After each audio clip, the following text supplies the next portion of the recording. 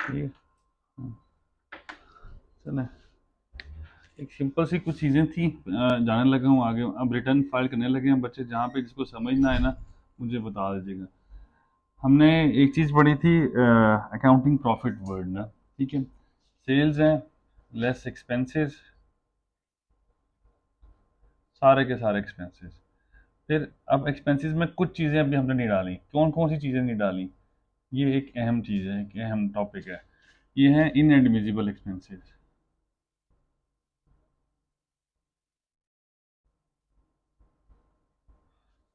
ठीक है, ये मैंने लास्ट सेशन में हमारा ये टॉपिक था। ठीक है, इनएडमिजिबल एक्सपेंस हमने इस एक्सपेंस में नहीं है। इस एक्सपेंस के बाद जो भी यहाँ पे प्रॉफिट आएगा इसको कहते हैं अकाउंटिंग प्रॉफिट। एक सर्टेन अमाउंट आ जाएगी, इस पे लग जाएगा एसीटी। ठीक है बच्चों, इस अकाउंटिंग प्रॉफिट में इनएडमिजिबल एक्सपेंसेस हम माइनस कर देंगे और एडमिजिबल एक्सपेंसेस प्लस कर देंगे। नहीं, ये प्लस होगा, ये माइनस हो जाएगा, इस तरह चलेगा। जब इधर से आएंगे तो हमारा आ जाएगा नेट प्रॉफिट। इस एडमिजिबल एक्सपेंस अलाउेबल एक्सपेंस है ना, तो वो माइनस होना चाहिए ना, ठीक है ना, इसलिए नेट प्रॉफिट आ गया। इस पे हमारा जो भी नॉर्मल टैक्स लग जाएगा लेट से। ठीक है, एक अमाउंट आ जाएगी। सो बेसिकली इस तरह रिटर्न की वर्किंग होनी है। हमारी जो इनकम टैक्स रिटर्न चल रही है बच्चों, वो इस पैटर्न पे चल रही है। सेल्स, उसमें से सारे एक्सपेंसेस माइनस कर देंगे। कौन कौन से एक्सपेंसेस माइनस करेंगे? इनएडमिजिबल और एडमिजिबल। ये कुछ एक्सपेंसेस बाय लॉ हैं। बाय लॉ कौन कौन से इनएडमिजिबल एक्सपेंस है बच्चे, कोई बताए? इनएडमिजिबल बाय लॉ कौन कौन से हैं? गुड, आप बताओ। बाय लॉ सर, कैट हो गया आपका, और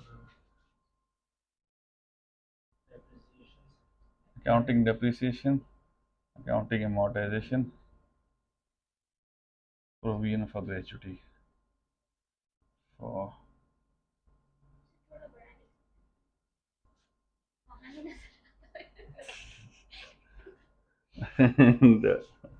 अच्छा, बच्चे को बहुत बड़ा हो जाएगा, इतना मेरी प्रैक्टिस नहीं है। चलो ठीक है। अच्छा, प्रोविजन फॉर ग्रेचुटी, पेंशन, और ग्रेचुटी पेंशन और जो भी सुपरएनुएशन।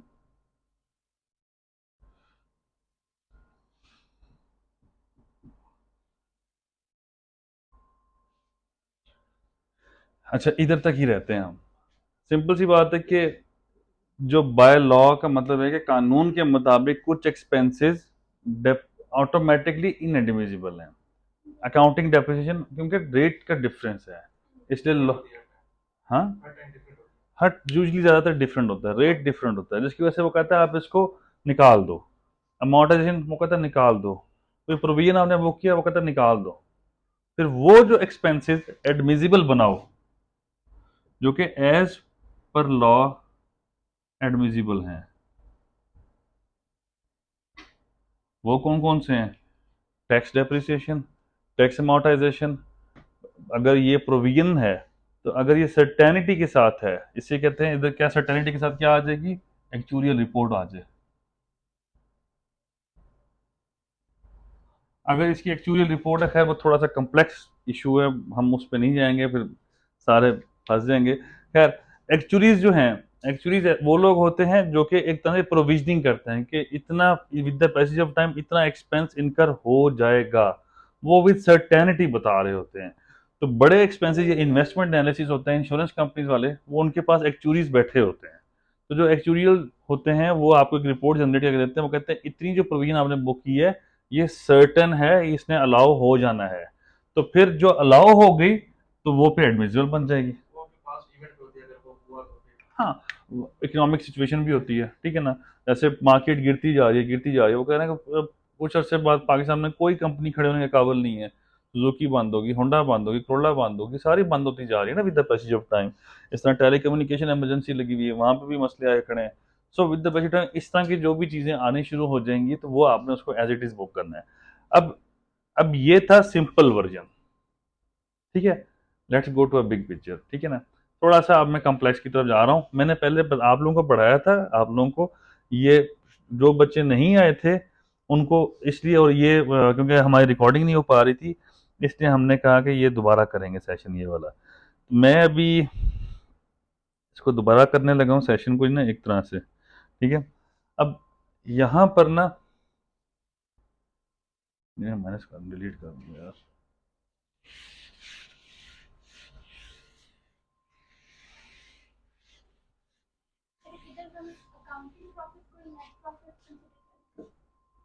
अकाउंटिंग प्रॉफिट को डेप्रिसिएट, ऑल्टरनेट कॉर्पोरेट टैक्स मैंने बताया था ग्रॉस प्रॉफिट पे होता है, ठीक है। इधर जो as per tax gross profit जो है अकाउंटिंग प्रॉफिट है, वो इससे पहले एडमिजिबल इनएडमिजिबल से पहले जो भी हमारा आ रहा होगा प्रॉफिट वो ही हमारा अकाउंटिंग प्रॉफिट है, वही वही ग्रॉस प्रॉफिट हम उसे कंसिडर कर रहे हैं। इधर ग्रॉस प्रॉफिट का वर्ड यूज नहीं होता वैसे टैक्स के अंदर, ठीक है। अच्छा मैंने रिटर्न भी साथ दिखा दूँ। अच्छा रिटर्न है ना, मैं जरा आपको शक्ल दिखा रहा हूँ, रिटर्न की शक्ल थोड़ी ऐसी है, ठीक है। शक्ल दिखा रहा हूँ अभी, ठीक है। सारा कुछ मतलब ये थोड़ा सा ना लगेगा अभी आपको, लेकिन इसके ना मैं फर्स्ट पेज से स्टार्ट करता हूँ। मैं अभी इसको साथ लिंक करूंगा अपने एक्सेल के साथ, ठीक है। ये फर्स्ट पेज है, आपने इससे कोई ताल्लुक नहीं है। जब रिटर्न सबमिट हो जाती है उसके बाद एक फर्स्ट पेज जो ऑटोमेटिकली बन जाता है वो ये बन जाता है। बेसिकली जो रिटर्न में लास्ट जो कंप्यूटेशन होती है, जो आपने सैलरी की रिटर्न फाइल की थी, कंप्यूटेशन जो फाइल करते हैं उसके अंदर जो आ रहा होता है वही बेसिकली वो ये होता है एक तरह से। तो टैक्स चार्जेबल था इनका इतना, 1 बिलियन का टैक्स चार्जेबल था। टैक्सेबल इनकम 2 बिलियन की थी, 2.5 की। टोटल इनकम इनकी इतनी थी, ठीक है। सिंपल सी बात है, कुछ भी नहीं आ रहा। यहाँ से शुरू करते हैं। हमने फीडिंग करनी थी, हमने फीडिंग की है। अब मैंने आपको बताया था कि ये बिल्कुल सेम जैसे सैलरी रिटर्न है, जैसे जो भी सैलरी रिटर्न थी वैसे ही ये रिटर्न होगी, कोई खास डिफरेंस नहीं होगा। मतलब बाहर सूरत शक्ल के हिसाब से, फीडिंग के लिहाज से थोड़ा डिफिकल्ट होगा। अब ये यहाँ पे क्या है बच्चों, ये आ रहा है पहला क्या है, इनकम लॉस फ्रॉम बिजनेस। अगर कोई आपकी इनकम है तो उसको आपने करना है। अब यहाँ पर देखो बच्चों, ये यहाँ ये टर्मिनोलॉजी है, ये हमारी सेल्स है, ठीक है। इस सेल्स में से इतनी हमारी फाइनल टैक्स है। मैं आपको समझाता हूँ। सेल्स है, एक एक कॉन्सेप्ट में बताना शायद रह गया आप लोगों को, आप पता नहीं क्लास में थे कि नहीं थे, बच्चिया को था जिसको मिनिमम टैक्स पढ़ाया था, आपको याद है कोई याद है, याद है, ठीक है। नहीं वो तो बच्चे वो दूसरा टैक्स था, ये जो मुझे भी नहीं याद ठीक है बच्चे, चलो। अच्छा हमारी जितनी भी सेल्स है, अब सेल्स मैंने आपको बताया था कि सेल्स हमारी जितने भी एक्सपेंसेस होंगे हमारी एक कैटेगरी बनी हुई है कि लेट से कि ये मैं 3 टेबल बना रहा हूँ। लेट से यहाँ पे जरा नोटपैड खोल लो, ठीक है। ये टेबल है बच्चे, इसमें है कि अगर आपने 153, किसके पास टैक्स लॉ अभी है मोबाइल्स में, या किसके पास है इनकम टैक्स ऑर्डिनेंस, किसके पास है किसी की? खोलो बच्चों, यार तुम लोग खोलोगे क्या?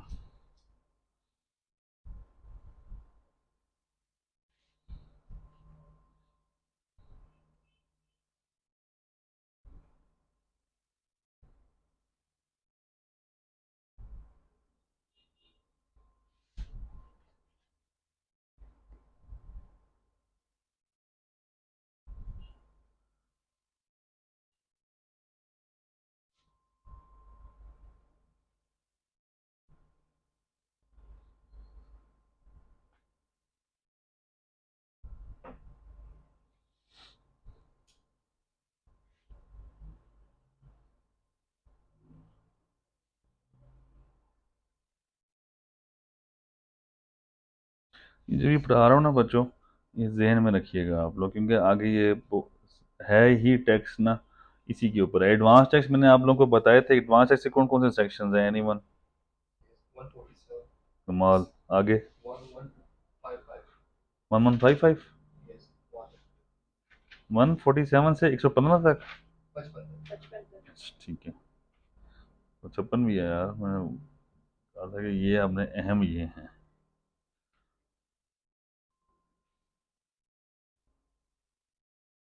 अच्छा बच्चों ये आ गया, ये देखें बच्चे, बच्चे अहम चीज़ है, ज़रा देखिएगा।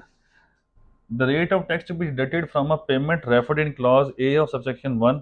अब 153 है ना बच्चों, 153 इसमें 1 ए भी है, 1 बी भी है, 1 सी भी है, ठीक है। 153 1 ए 1 बी 1 सी। अब मैं फिलहाल 1 ए दिखा रहा हूँ आप लोगों को, अभी 1 ए दिखा रहा हूँ, फिर मैं इस टेबल पे जाऊंगा। ये बड़ा अहम कंसेप्ट है, ज़हन में रखिएगा।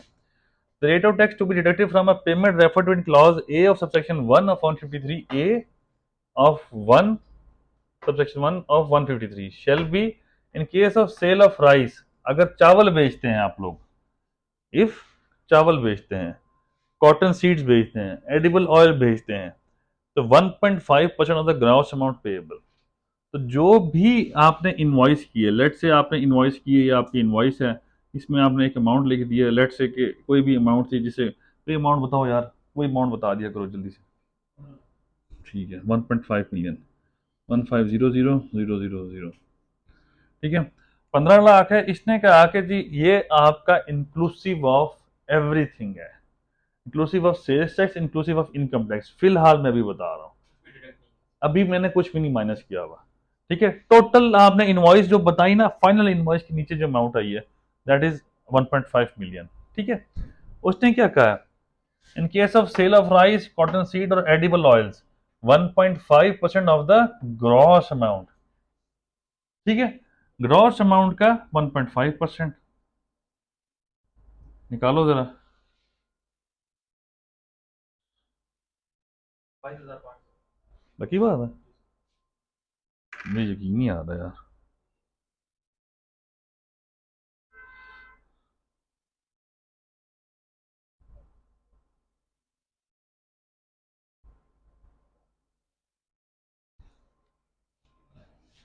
सही बात है, क्या आ गया 22,500। तो उसने कहा है कि अगर आप ये काम करेंगे ना, ये चीजें बेचेंगे, तो रेट ऑफ टैक्स क्या है, 1.5%। ये अहम है, ये वाली चीज याद रखिएगा। For removal of doubt it is clarified that cotton seed edible oil mean cotton seed oil and edible oils, ठीक है। उसका मतलब ये, अच्छा इसके अंदर ना ये जो चीजें आ रही है ना, 5 6 ब्रैकेट्स हैं, ये सबसे टेक्निकल चीज है। टेक्निकल चीज ऐसे है कि किस किस साल, जैसे कि अब मैं आपको बताता हूँ, 5 में क्या लिखा हुआ है, इंसर्टेड बाय फाइनेंस एक्ट 2016, 5 2016 में आया, ठीक है ना। ये देखिए इंसर्टेड 2016 में। 6वां में क्या है, क्योंकि अगला पैराग्राफ है, subparagraph A B substitute by finance act 2017, substitute paragraph A B वो हो गया, फिर आगे फिर चेंज हो गया, मतलब वो ओमिट होता जा रहा है, पहले ऐड होता जा रहा है, किस साल ऐड हुआ, किस साल ओमिट हुआ है। होता ही है कि जो कारोबारी लोग होते हैं, जो हमारे हुकूमत में लोग होते हैं, ज़्यादातर ये करते हैं कि जो उनको रेट अच्छा लगता है ना, बाजार का किसी किसी आइटम पे, बहुत लिमिटेड से आइटम पे, उस पर वो कहते हैं कि इस पे ना इस साल थोड़ा रेट कम कर देते हैं क्योंकि हमारा कारोबार ये वाला है। सो द पॉइंट इज वो रेट थोड़े से कम होते जाते हैं, बाकी से किसी एवेन्यू में वैसे ओवरऑल यही रहते हैं ज़्यादातर। सो इस कैटेगरी पे रेट है 1.5%। In case of sale of goods including toll manufacturing, in case of a company 4% of the gross amount payable and in any other case 4.5%। so इसके लिए उसने स्पेशल रेट रखा हुआ है।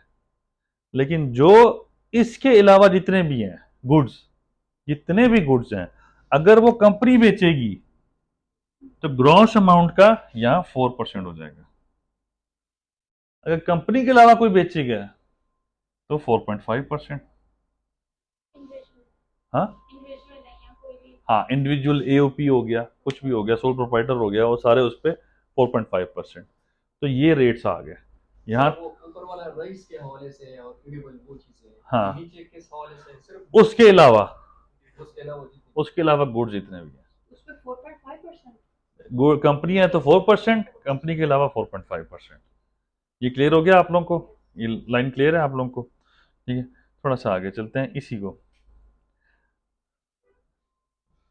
मुझे ये ना, ये जो 153 है ना, 153 पे ना कंपनीज ने ना बंदे बिठाए होते हैं जो सिर्फ 153 की ना विद होल्डिंग कर रहे होते हैं, बुक कीपर्स जो होते हैं, सिर्फ 153 की विद होल्डिंग पे कितना टैक्स काटना है कितना नहीं काटना, कम्प्लेक्स हो जाता है। ट्रांजेक्शन्स, गुड्स की नेचर इतनी मुश्किल होती है कि बंदे को समझ नहीं आता है कर क्या रहे हैं हम लोग। कंपनी जो होती है वो बहुत ज़्यादा काम कर रही होती है, एक काम नहीं कर रही होती। आया गुड्स हैं सर्विसेज हैं ये भी नहीं समझ आती कि हम गुड्स बेच रहे हैं सर्विस बेच रहे हैं। सो वहां पर कहानी बहुत मुख्तलिफ हो जाती है। चलें आगे चलते हैं। गुड्स और सर्विसेज में मैंने डिफरेंस बताया था, किसी को याद है? ठीक है। और कॉन्ट्रैक्ट क्या होता है? गुड्स के फेडरल गवर्नमेंट ऑफ टैक्स ये और गुड्स, सर्विसेज, कॉन्ट्रैक्ट्स, डिफरेंस बताओ। चलो पहले तुमसे शुरू करता हूँ, सोच लो तुम। सर गुड्स जो हम प्रोडक्ट बनाते हैं फिर उसको सेल करते हैं, दैट इज गुड्स। जो प्रोडक्ट सर्विस, बनाया उसको सेल किया। जी सर। अगर प्रोडक्ट नहीं बनाएंगे सेल नहीं करेंगे तो गुड्स गुड्स नहीं होंगे। क्यों नहीं होंगे सर? हाँ, गुड्स गुड्स होते हैं, मतलब हम टच करते हैं टेंजिबल, डिग्री वो हम डिग्री होती देख सकते हैं कि ये चीज़ है। है। वॉल्यूम जिस तरह जगह पकड़ती है और वो चीज़ ग्रेट, वॉल्यूम ठीक है, अच्छा अच्छा लफ्ज अदा किया। ठीक है, और कोई भी फिजिकल चीज है उससे गुड्स कहते हैं आप। ठीक है चलें आगे चलें। सर्विसेज जो हमने कुछ स्किल वगैरह सीखा तो वो काम करके, हम्म तो मतलब वो स्किल को अप्लाई करके जो सर्विस, तो वो सर्विसेज लेते हैं। हम्म और कॉन्ट्रैक्ट सर, आम कॉन्ट्रैक्ट जो हम करते हैं। हाँ, जो कॉन्ट्रैक्ट मुझे नहीं पता कॉन्ट्रैक्ट क्या लिखा हुआ है यहाँ पे। कॉन्ट्रैक्ट आएगा अभी, लेकिन मैं यहाँ पे आप तो पता नहीं, कॉन्ट्रैक्ट ये है कि म्यूचुअल अंडरस्टैंडिंग हो और कंसिडरेशन हो वहाँ पे। ठीक है। एक ऑफर करता है दूसरा एक्सेप्ट करता है, ठीक फिर है, कंसिडरेशन भी हो तो तो क्या गुड्स के अंदर ये नहीं होता कि मैं तुम्हें बेचना चाहता हूँ तुम हाँ लोगे, बिल्कुल होता है। तो फिर वो कॉन्ट्रैक्ट होगा गुड्स होंगे। चलो आप एनीवन आप बताएं। यहाँ पे तो फॉरवर्ड सेल्स वगैरह फ्यूचर सेल्स सो सर्विसेज और कॉन्ट्रैक्ट में हमें डिफरेंस आ रहा है, चलें। या गुड्स गुड्स में भी कॉन्ट्रैक्ट में डिफरेंस आया है। गुड्स को सर्विसेज को कॉन्ट्रैक्ट के साथ डिफरेंस करके बताएं, किसको पता है? एनीवन? बड़ा मजे का बड़े बड़ा सिंपल सी लाइन है एक। टाइप ऑफ सेल्स में आता है। अगर आप फॉरवर्ड सेल्स करते हैं, अच्छा तो वो कॉन्ट्रैक्ट होता है। लाइक इसमें फॉर्मर्स होते हैं सर, उस तरह से फॉरवर्ड कॉन्ट्रैक्ट किया जाता है। देखो इसके साथ फॉरेनर्स के साथ, फॉर्मर्स के साथ, फार्मर्स के साथ वो कौन होता है फार्मर्स? वो जिस तरह अब फार्मर फार्मर जो होता सर है आप यार किसान ना, सर सर फार्मर तो ना कहो ना यार, फार्मर क्या हो यार। ठीक उसमें वो यूजुअली ये होता है कि आप ठीक हो फॉरवर्ड गया। कॉन्ट्रैक्ट्स वगैरह करते हैं। सर अच्छा कॉन्ट्रैक्ट ये मतलब कि आप किसी को मटेरियल्स वगैरह प्रोवाइड कर दें कि आप मेरे लिए ये चीज़ बनाएं, तो वो आपको सर्विस प्रोवाइड करेगा, सर्विस की तरफ से, और आप जो है वो मटेरियल प्रोवाइड, तो गुड्स इस तरह बनेंगे। तो ठीक मतलब है। उसकी सिर्फ सर्विस आप यूज करोगे और अच्छा मुझे पता है, कनेक्शन असल में कर मुझे सकते पता है हैं। आप में से किसी को जवाब नहीं आएगा। मैं वैसे था, मैं मजे ले रहा हूँ बस, ठीक है ना। मेरे ख्याल में सर दोनों का कॉम्बिनेशन होता है, गुड्स और सर्विसेज का। अच्छा ठीक है क्योंकि एक सर्टेन पीरियड के लिए आप एग्रीमेंट करते हैं, ठीक है, उससे कॉन्ट्रैक्ट आ जाता है। चलें गुड। आप बताएं। मेरे ख्याल से कोई डिफरेंस गुड्स नहीं। में कोई हाँ, डिफरेंस नहीं है। अगर अच्छा आप सर्विसेज कर चलें रहे ये हो देखिए ये देखिए उसकी नेचर का ये काम। देखिए ये लिखा हुआ है 1B शेल बी, और ये लिखा हुआ है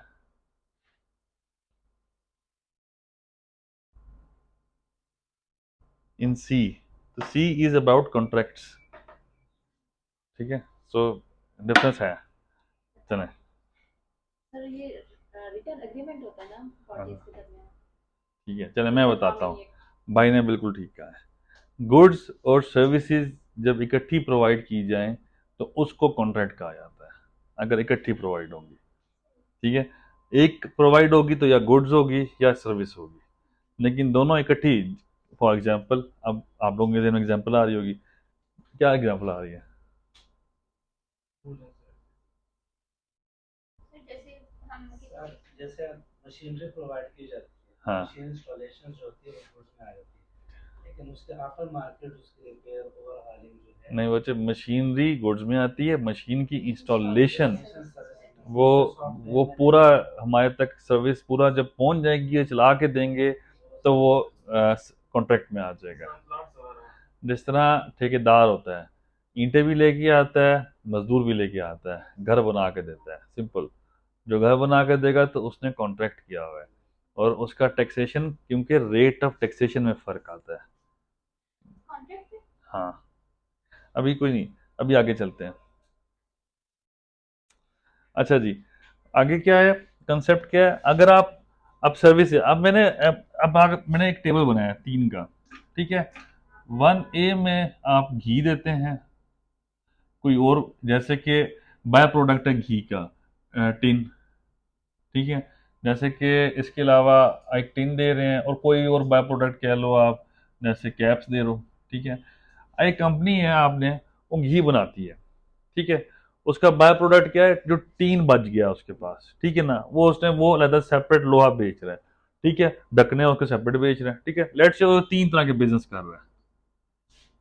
इस पे जो रेट आएगा 153 1 ए, इस पे कौन सा आएगा 153 1 ए, ये क्या है 153 1 ए, ये है 1.5, ये है 4%, ये भी है 4%, सिंपल सी बात। सो मेरे जितनी तरह के सर्विसेज होंगे, जितने तरह के काम होंगे, वो सेपरेट मैंने उसको एलोकेट करना है, मिक्स नहीं करना। ये पहली बात। जब हमने सेल्स रिकॉर्ड करनी है, हमने उसका डिफरेंट एवेन्यूज देखने हैं कि सेल किस किस जगह से आ रही है। अब लेट से चौथी चीज, ये एक्सपोर्ट कर रहा है, तो इस पे 154 लग जाएगा डायरेक्ट। यहां पर क्या है 0%। तो जब एक्सपोर्ट आ गए 0% क्या आ गया, दूसरी बात एग्जाम्प्ट, लेट से इसको हम एग्जाम्प्ट कह रहे हैं, लेट से जीरो नहीं है, लेट से इसे एग्जाम्प्ट का मैं वर्ड यूज कर रहा हूँ, क्योंकि जीरो में और एग्जाम्प्ट में फर्क है। तो अगर मैंने एक्सपोर्ट कर दिया तो एग्जाम्प्ट, तो मेरी एक ही प्रोडक्ट थी, एक चीज बन रही थी, लेकिन जिस जिस जगह फॉल कर रही है टैक्सेशन का एवेन्यू डिफरेंट होता जाएगा, उस पर टैक्स डिफरेंट होता जाएगा। क्लियर है? यहां तक कोई कंफ्यूजन तो नहीं है ना? अब आगे थोड़ा सा आगे इसी तरह सर्विस, हम सर्विस देते हैं, सर्विस दे रहे हैं जी। अब उसने क्या कहा है 3% अगर आप सर्विस देते हो तो ये सर्विसेज जितनी भी हैं इन पे 3% लगेगा। जैसे कि कौन सी, ट्रांसपोर्ट देते हो, फ्रेट फॉरवर्डिंग देते हो, ओ सर जी क्या हाल है जी, ठीक है, फ्रेट फॉरवर्डिंग दे रहे हो, air cargo services, courier services, man power outsourcing, पढ़ो जरा, पढ़ो जरा, नजर आ रहा है, पढ़ो। In the cases of transport services, freight forwarding services, air cargo services, courier services, manpower outsourcing services, hotel services, security guard अच्छा services. अब रुक जाओ, आगे से आप पढ़े madam. Software development services, IT services, IT enabled services defined in section 2. Tracking services, advertising services, other and by. इसमें से कौन सा मतलब आपको नहीं आ रहा, मुझे ये बताओ, पढ़ रहे हो ना, अब पढ़ो, किस किस का मतलब नहीं आता आपको। Freight forwarding. फ्रेट फॉरवर्डिंग, चलें और कोई आगे बढ़ो। बेसिकली सर जो ट्रैकिंग सर्विसेज देखी अच्छा चलें, फ्रेट फॉरवर्डिंग और बताओ। सॉफ्टवेयर डेवलपमेंट, ठीक हो गया, और कौन सा आपने कहा था लाला? ट्रैकिंग सर्विसेज नीचे रो वाली फिफ्थ लाइन, इस पर आगे जाए या अच्छा क्या, कौन सी? टॉम फोल्ड का आगे आए तू, मुझे खुशबू आ रही है, आपके आने से सही खुशबू आई है। सच में कह रहा हूँ, मतलब एक अरोमा है आपके आने से। सर ये फिनिशिंग है, सबको एक एक गिफ्ट कर रहे हैं। जब से तूने कीमत सुनी है ना तब से तू कह रहा है, वरना कभी ना कहता। मुझे लगना था वो क्या होता है, इत्र वाली शीशी में बेचता है अगला बंदा ना। मुझे पता चला है तो।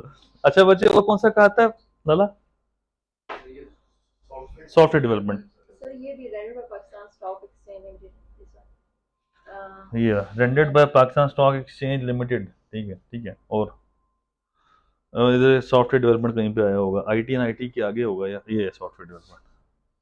इन शॉर्ट कहीं ना कोई एक ऐसा है कि ये आप लोगों के लिए नहीं है सारी, जो एटलेट से कह लो। फ्रेट फॉरवर्डिंग है, कोई आपका सामान जैसे कि बस वाले उठा के लेके जा रहे होते हैं ना, आम की पेटी वगैरह, ये वो कार्गो वाले बेसिकली, तो वो फ्रेट फॉरवर्डिंग में आते हैं, ठीक है। सॉफ्टवेयर डेवलपमेंट वो सर्विसेज हैं कि सॉफ्टवेयर बना के दे रहे हैं, जैसे हमने अपना पोर्टल बनवाया है, आप लोग हमारे पोर्टल पे आए हैं, वो सॉफ्टवेयर बना हुआ है बेसिकली, तो उसे हाँ क्यों, ये कैसे कह रहे हो, नहीं मिला हुआ किसी को भी आप में से? वो तो सबको, हमारे तो चल ही पोर्टल रहा है।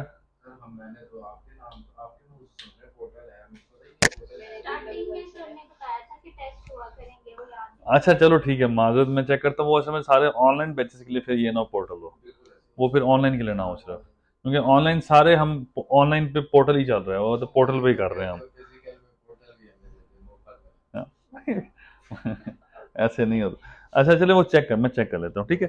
खैर ट्रैकिंग, जैसे कि आपने ओरेकल पे सॉफ्टवेयर बना लिया है, कोई भी सॉफ्टवेयर बना लिया, कोई मजे का सॉफ्टवेयर बनाओ यार, बताओ। जैसे कि पबजी गेम बनाइए यार, सॉफ्टवेयर है, ठीक है ना।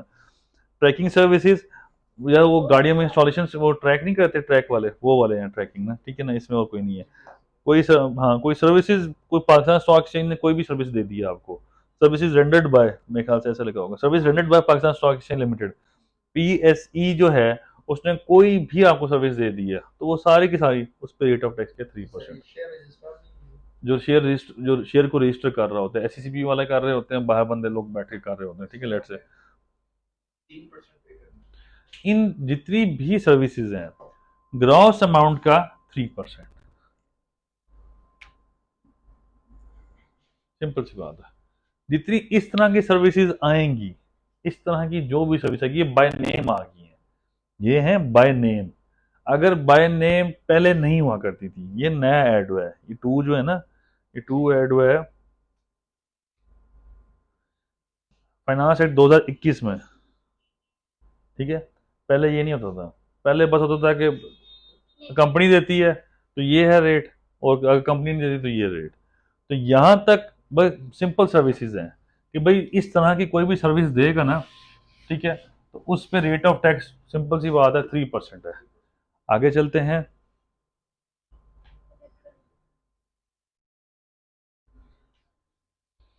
अच्छा ये वाला अभी मैं नहीं पढ़ा रहा, मैं ये दिखा रहा हूँ।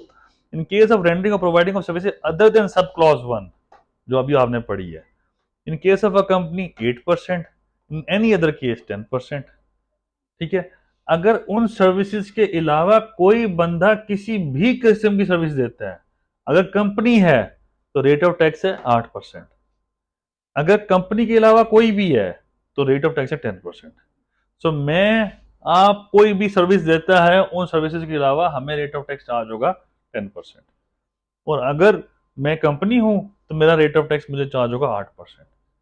क्लियर है? आप थोड़ा लेट आए, माजरत, मैं कुछ चीजें निकल गई हैं, लेकिन इंशाल्लाह आप ग्रैब कर लेंगे जल्दी।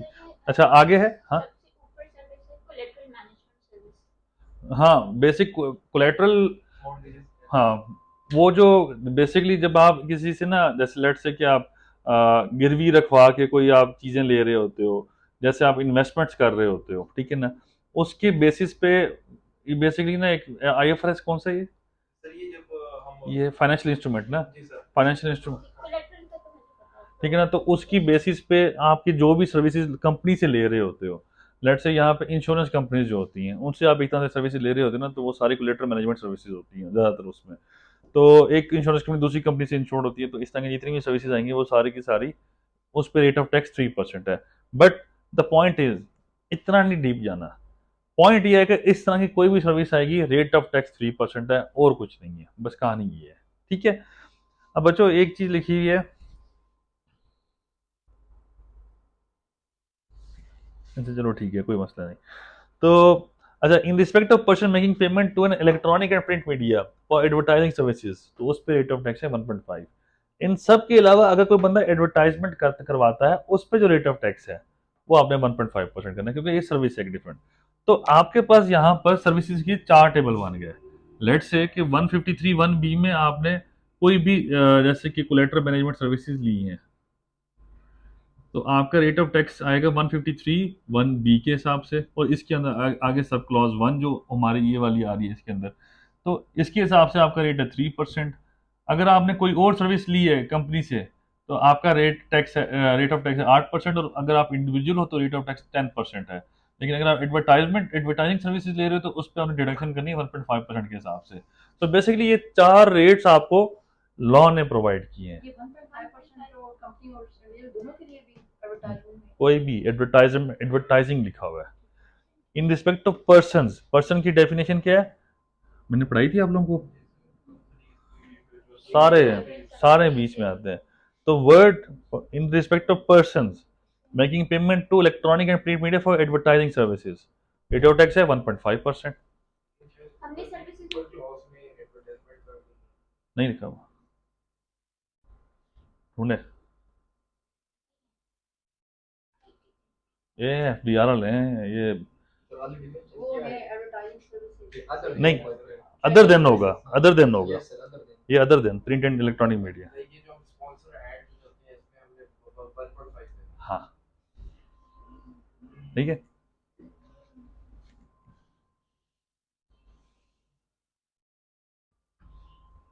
ये काफी ज्यादा ठंडी हो गई ठंडी हो गई है। अब करने वाली बात है अंदर है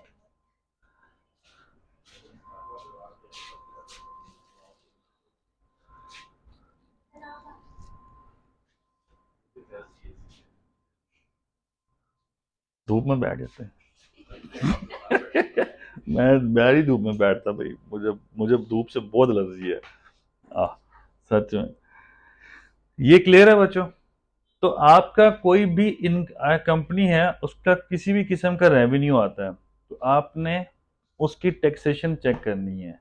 ये भी एडवांस टैक्स का मैं एक सेक्शन पढ़ा रहा हूँ, 153, ये मैं बता रहा हूँ। एडवांस टैक्स का एक सेक्शन है हर किसी में, लेकिन सबसे बड़ा यही है। इसके बाद 152 है, बाकी सारे एक एक मतलब छोटे छोटे से हैं, ठीक है, बट ये सबसे अहम है। ठीक है बच्चों, क्योंकि ज़्यादातर पाकिस्तान में रहना, ज़्यादातर काम पाकिस्तानियों के साथ करना है। हमने कोई भी परचेजिंग करनी है पाकिस्तानियों से करनी है, परफ्यूम लेना है, जो भी लेना है। तो जब भी हम परफ्यूम लेने जाएंगे, लेट्स से कंपनी है जैज़ ने परफ्यूम का 10 परफ्यूमों का ऑर्डर कर दिया है, तो जब मैं इनसे परफ्यूम लूंगा तो मैं इनकी टैक्स काटूंगा 153 1A में, ठीक है, क्योंकि मैं गुड्स परचेज कर रहा हूँ।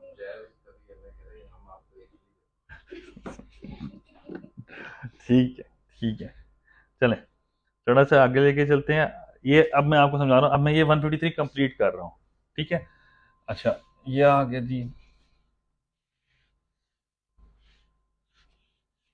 अच्छा 153 1C क्या है? 1C कहता है कि अगर आप, मैंने वैसे सेक्शन नहीं पढ़ाया अभी, मैं इसकी आपको विदहोल्डिंग्स दिखा रहा हूँ। The rate of tax to be deducted from a payment referred to in clause C 10% of the gross amount from the in case of sports person. अगर कोई कॉन्ट्रैक्ट है जिसमें स्पोर्ट्स पर्सन आते हैं स्पेशल, उन्होंने कह दिया कि ये वाले कैटेगरी के जो बंदे होंगे उनको 10% है। इन केस ऑफ उसके अलावा बाकी हमारी डेफिनेशन पूरी आएगी, गुड्स एंड सर्विसेज इकट्ठे आ रहे हैं। इन case of a company 6.5%, in any other case 7%। Simple ये है। सो हमारे पास 3 रेट्स इसमें आ गए। सो हमने हर कंपनी का गुड्स देखने हैं क्या सप्लाई कर रहे हैं, सर्विसेज देखनी है क्या सप्लाई कर रही है और किसको सप्लाई कर रही है। द पॉइंट इज किसको सप्लाई कर रही है, ये किससे ले रही है, ठीक है ना, जिससे ले। अगर लेट से मैं आपको सिंपल से बताता हूँ, मैंने मुझे थोड़ा कंसेप्ट बताएं। मैंने परचेजिंग करनी है, लेट से मैंने आपसे परचेजिंग करनी है, मैंने भाई से परचेजिंग करनी है। मुझे आप बताएं सवाल का जवाब। मैंने उन भाई से परचेजिंग की है, पैसे कौन पे करेगा? गुड्स मैंने उनसे परचेज किए, पैसे कौन पे करेगा? टैक्स कौन काटेगा? नहीं, वो तो सेल जो सेल कर, जो पैसे दे रहा है, जो पैसे कर रहा है, विदहोल्ड। ये कंसेप्ट याद रखिएगा। विदहोल्ड जो जो पैसे पे कर रहा है, विदहोल्डिंग एजेंट वो है, ठीक है ना। मैंने विदहोल्ड करना है, जो पैसे देगा, ठीक है, अगले की इनकम में से पहले ही एडवांस टैक्स कट चुका है। कंसेप्ट फॉलो कर रहे हैं? उसकी इनकम थी ना, उसके उसने तो मुझे सेल किया है, उसकी तो इनकम बन रही है, तो मैंने उसकी इनकम पर ऑलरेडी टैक्स काट लिया, एडवांस टैक्स, ठीक है। सो ये इस तरह वर्कआउट करते हैं। हाँ। यहाँ पे ये कॉन्सेप्ट नहीं होगा कि वो आप जिसका टैक्स काट रहे हैं वो फाइनल है या नॉन फाइनल, क्योंकि इन दोनों में अलग अलग है। तो ये वाले रेट्स है ना, ये एंड पे लिखा हुआ है कि अगर ये बंदे नॉन फाइलर है ना तो रेट्स डबल कर दो। मतलब जो आप काट रहे हैं और आपको पता है कि अगर आप नॉन फाइलर हैं तो मैं आपका टैक्स काटूंगा तकरीबन 13%, उस हिसाब से। सैलरी के लिए भी ऐसी है नहीं, ये क्लियर है? क्लियर है बच्चों? वो एक सेपरेट सेक्शन है, वो आपको मैं दिखाऊंगा बाद में, ठीक है, लेकिन अभी वो इतना जरा नहीं आते, ठीक है। तो हमारी विद होल्डिंग्स इस तरह है, हमारी इनकम भी फिर इसी तरह है, क्योंकि हमारी इनकम डिफरेंट सोर्सेज से आ रही है, सिर्फ गुड्स से नहीं आ रही, सर्विसेज से भी आ रही होती है।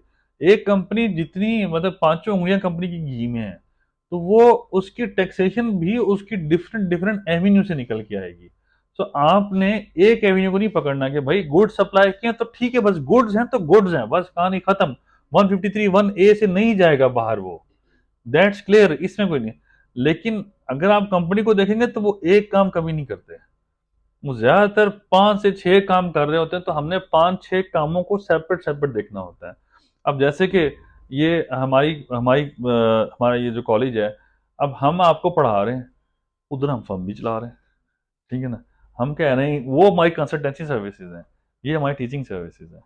सो दोनों का स्कोर, इसकी टैक्सेशन डिफरेंट है, उसकी टैक्सेशन डिफरेंट होगी, ठीक है ना, क्योंकि वो उस पर सेल्स टैक्स डिफरेंट है, इस पे सेल्स टैक्स नहीं है। फुल टाइम टीचर पे इनकम टैक्स डिफरेंट होता है, ठीक है। सो टैक्सेशन का एवेन्यू थोड़ा डिफरेंट हो जाता है with respect to the nature of the work. So tax, अगर आप मैं स्पेसिफिकली कहूँ, तो टैक्स चलता है ट्रांजैक्शन बेस, ट्रांजैक्शन की नेचर की बेस के ऊपर। सो ये आपको 153 1A क्लियर कर रहा है, 1A भी।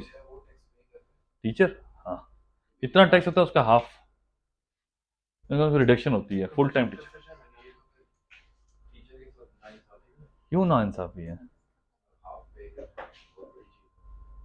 आप इलेक्ट्रिसिटी बिल देखें कि हर जगह पे बिल डिफरेंट होता है, लेकिन इंस्टीट्यूट, अगर आप कोई एजुकेशन इंस्टीट्यूट रन कर रहे हैं तो उसका बिल रेजिडेंशियल जितना आता है। ठीक है। लेकिन एज कम्पेयर टू आप टैक्स की बात कर रहे हैं तो टीचर आप लोगों को एजुकेट कर रहा है और वो टैक्स आना दे रहा है, हालांकि कुछ रुतबे ना, कुछ यहाँ पे मॉरल रुतबे हैं, इखलाकी रुतबे हैं, जिसकी वजह से ये है, वरना ऐसा कोई बात नहीं है। टीचर आप कहना चाहोगे ज़्यादा कमाता है, हाँ कमाते हैं काफ़ी टीचर। सर बहुत ज़्यादा कमाते हैं, हाँ हाँ, मुझे लेकिन पता मेरे है। ख्याल में उनको टैक्स इस चीज़ में छूट होती टैक्स नहीं देना चाहिए, तो फिर कॉलेज को छूट जो दी हुई है, जो कमर्शियल है रेजिडेंशियल, वो सही है गलत है, क्या कहना चाहते हो आप? है। टीचर इंडिविजुअल पे जो टैक्स दे रहा है, और यार ये वो 90% नहीं देते, टेंशन ना ले, कोई नहीं देता टैक्स, ठीक है ना, ये बस बातें बनी हुई हैं, ठीक है। अच्छा, निकलवाना यही चाह रहा था कि वो देता है। मेरा एक क्लाइंट ही टीचर है, ठीक है ना, वो देता है टैक्स, ठीक है, और वो टैक्स 15% नहीं काटता, फुल कटता है उसका टैक्स, वो कहता है पूरा। मैं कहता गवर्नमेंट एम्प्लॉय हैं तो उनकी टैक्स नहीं, गवर्नमेंट नहीं है, प्राइवेट है असली में। गवर्नमेंट लेकिन आपको प्रूव करना पड़ेगा, अगर केस होता है ना तो आपको प्रूव करना पड़ेगा। प्राइवेट भी देते हैं। हाँ, प्राइवेट तो देते हैं, गवर्नमेंट वाले भी वैसे गवर्नमेंट कट के ही आता है, गवर्नमेंट कट के आता है, प्राइवेट देते हैं, टेंशन ना लें जी, सारे देते हैं टैक्स। सर कितने इनकम पे वो टैक्स देते हैं प्राइवेट? मेरा टैक्स ठीक ठाक है। 6 लाख वो आपकी प्रोसाइड नहीं उन नहीं कि नहीं, 6 लाख किसने कहा है, तुमने कहा है? एनुअली नहीं उन नहीं, ओ खुदा को फिकर यार, खुदा को फिकर यार, इतना टैक्स नहीं है मेरा, इसका आधे जितना है तकरीबन मेरा टैक्स ना। बहुत करोड़ों क्या, अरबों क्या, मैं कहता हूँ कि मेरा हाँ मेरा नाम यार, मुझे कोई बताओ दुनिया का अमीर इंसान कौन है? मैं जी इलॉन मस्क हूँ यहाँ का, ठीक है ना, टेंशन नहीं लेनी। वो नहीं है लेकिन अमीर तो फिर भी है ना। हाँ, स्पेकुलेशन की बेस पे ही है उसका। स्पेकुलेशन इनकम, लेकिन उसकी जो टेस्ला और स्पेस एक्स, वो तो स्पेकुलेशन नहीं है ना। हमारे प्रोफेसर से हमने उनसे पूछा कि टेस्ला पाकिस्तान में आ जाए, वो कहते हैं आप ये पाकिस्तान से लाहौर जा रहे हैं और मोटरवे में बंद हो जाए रात के टाइम, तो फिर आप सुबह के टाइम धूप का इंतजार करेंगे। टेस्ला तो बिजली पे चलती है, नहीं, उसमें सोलर प्लेट भी आती है, सोलर प्लेट भी है, ठीक है। सुबह धूप का इंतजार करेंगे कब धूप आएगी चार्ज होगी। नहीं नहीं, ये तो बच्चों तो रास्ते में चार्जिंग यूनिट लगे होंगे यार, रास्ते में। पेट्रोल भी खत्म हो जाए तो फिर क्या? हाँ, पाकिस्तान में अभी तक इतने नहीं है ना चार्जिंग। और जिससे बारिश हो तो फिर धूप किधर से आएगी? नहीं तो वैसे गर्मी के थोड़ा बहुत रोशनी होती है, हाँ जी। अब गाड़ी ना निकालें जिस दिन धूप ना हाँ, छाड़ दो जी, क्या करना है जी। हाँ जनरेटर लगा देंगे। यार, टेस्ला नहीं आ रही पाकिस्तान, ठीक है, छोड़ दो। निकाले। मैं नहीं हूँ इलॉन मस्क यहाँ का, बस मैं वापस लेता हूँ अपने अल्फाज, ठीक है, चलें जी। अच्छा, ये मैंने अभी 153 का है, ठीक है, आगे चलते हैं। ये अब अहम चीज, ठीक है। अच्छा सर, अभी हमने 153 पढ़ा था जिसमें हमने गुड्स और सर्विसेज की टैक्सेस देखी और गुड सर्विसेज कॉन्ट्रैक्ट्स 3, और बिफोर हमने 153 सेक्शन नहीं पढ़ा, हमने 153 की विद होल्डिंग चेक की है। 153 अब आएगा भी तो मैं 5 मिनट में पढ़ाऊंगा बस, ये 153 में है यही, ठीक है ना, और कुछ भी नहीं है।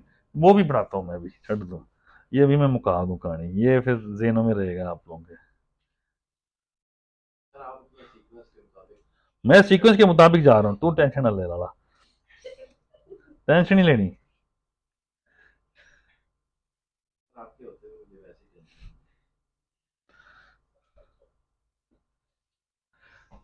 आपने ये बताना है पार्टी को कहाँ से कहाँ से नहीं, पार्टी में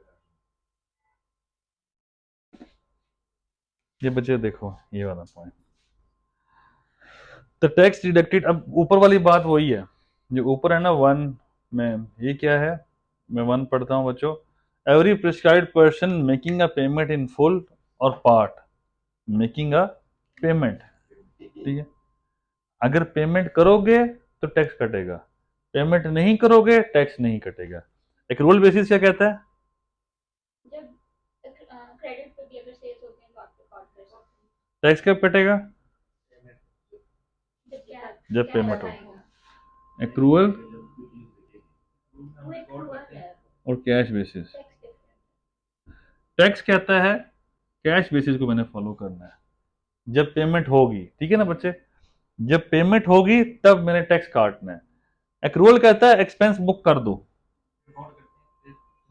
पे नहीं। अब यहां पर एक चीज का डिफरेंस है, डिफरेंस ये है कि हमने फाइनेंशियल बुक कर लिए एक्रूअल बेसिस पे, तो हम उनको एक्सप्लेन करते हैं जब भी नोटिस आता है, हम कहते हैं भाईजान हमने एक्रूअल बेसिस पे अकाउंट्स तो बुक कर हमने बना लिए हैं, बट टैक्स कहता है, लॉ कहता है कि जब पेमेंट करोगे तो टैक्स काटना है आप लोगों ने, तो हमने पेमेंट ही नहीं की तो टैक्स किस लिए, एक्सपेंस तो हम बुक करेंगे ही करेंगे, और अगर हमने बुक कर लिया तो हमारा एक्सपेंस एडमिजिबल हो के रहेगा, क्योंकि सेक्शन 34 एक और चीज है, वो पेबल्स को डील करता है। सेक्शन 34 कहता है कि अगर आपके पेबल्स हैं तो आपका लॉएबल है, क्योंकि एक्रूअल बेसिस वो कह रहा है कि मैं मानता हूं उसको, ठीक है बच्चों। यहां तक अभी वो कह रहा है कि making a payment in full और part including a payment by way of advance to resident person. अच्छा, 153 का सबसे अहम वर्ड ये है, रेजिडेंट पर्सन। रेजिडेंट को करोगे तो 153, नॉन रेजिडेंट को करोगे तो 152, 152। बाहर के मुल्क भेजोगे, एक्सपोर्ट करोगे तो वो होगी हमारी 154, ठीक है ना, वो डिफरेंट है, ठीक है। तो रेजिडेंट पर्सन को आपने कोई भी सामान बेचा, सर्विस रेंडर की, कुछ भी किया, ये यहां पे लिखा हुआ है, ये the sale of goods including toll manufacturing extend payment is less than 75,000। अब यहाँ पे उसने एक लिमिट दे दी है कि अगर 75,000 से कम की होगी in aggregate during a financial year, अगर ये कम होगी तो ये नहीं अप्लाई होगा, इससे ज्यादा होगी टोटल में तो फिर 153(1)(a) का जो रेट है वो अप्लाई हो जाएगा। फॉर द रेंडरिंग ऑफ और providing of services except for the payment is less then 30,000 रुपए in aggregate during a financial year, अगर 30,000 से कम होगी तो 153(1)(b) का रेट ऑफ टैक्स नहीं लगेगा, कोई मसला नहीं है, बिलो द टैक्सेबल लिमिट है, टैक्स नहीं काटना उस पर। आगे चलते हैं, on the execution of contract including contract signed by sports person but not including contract for the sale of goods और द रेंटिंग और प्रोवाइडिंग ऑफ सर्विसेज, या तो सेल ऑफ गुड होगा या रेंटिंग और प्रोवाइडिंग ऑफ सर्विसेज, अगर अलग-अलग होगा तो फिर वो सेपरेट में डील होंगे, इकट्ठा होगा तो contract. Shall at the time of making the payment deduct tax from the gross amount. अब ये यहां तक ना वो खत्म हो गया, ठीक है, यहां से अब 153(1)(a)(b)(c) कहता है कि जब वो गुड्स होगा, सर्विस होगी, कॉन्ट्रैक्ट होगा, तो क्या प्रिस्क्राइब्ड पर्सन क्या करेगा, shall at the time of making the payment deduct tax from the gross amount payable including sales tax, मैंने बताया कि सब कुछ इंक्लूसिव है इसके अंदर, if any at the rate specified in division 3 of part 3 of first schedule.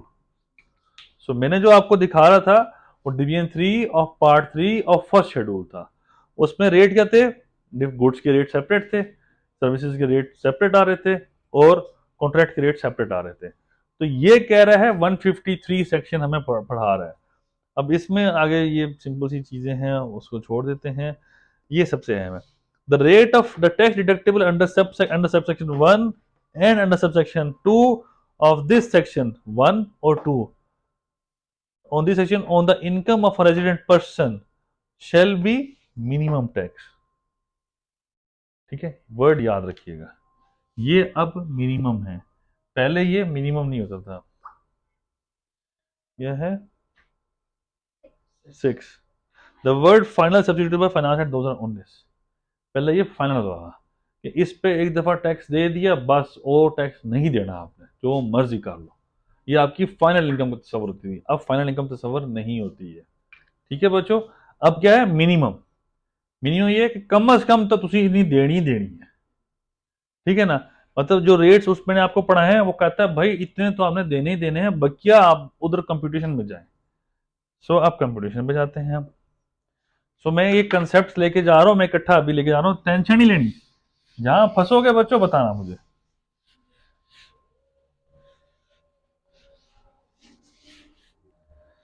कोई confusion हो ना बच्चे, कोई कंफ्यूजन हो सर मुझे खुल के बताइएगा।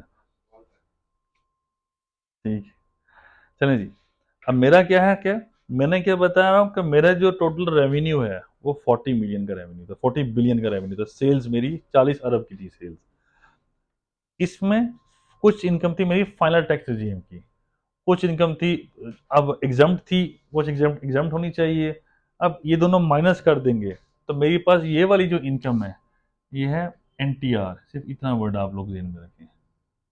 ठीक है, हमारी टोटल रेवेन्यू इतना है, टोटल रेवेन्यू इसमें से इतना फाइनल है, ये इतना एग्जाम्प्ट प्लस फाइनल है, इतना नॉर्मल टैक्स रिजीम है।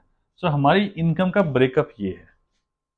हमने क्यों ब्रेकअप बनाया, क्योंकि ये इस पे टैक्सेशन का ओ रेवेन्यू है, एग्जाम्प्ट हो गया उस पे टैक्सेशन ओ रेवेन्यू है। ठीक है, अब एक होता है मैचिंग कंसेप्ट। ठीक है, मैचिंग कंसेप्ट होता है फाइनेंशियल्स में। ठीक है, फाइनेंशियल मैचिंग कंसेप्ट क्या कहता है, like with like expenses, like with like. ठीक है, कहने का क्या मतलब है कि मेरी अगर कोई मेरे सेल्स है जैसे कि होजरी सर्विसेज की, होजरी आइटम्स की। ठीक है, और मेरी सेल्स है एक फैंसी फैंसी ड्रेसेस की। तो दोनों दोनों ड्रेस हैं, दोनों फैब्रिक्स हैं। ठीक है, ये जो होजरी है इस पे मेरी सेल्स आ रही होगी सर्टेन अमाउंट, इधर भी सेल्स आ रही होगी। इन दोनों को अगर क्लब करेंगे तो यहाँ पे टोटल सेल आ रही होगी,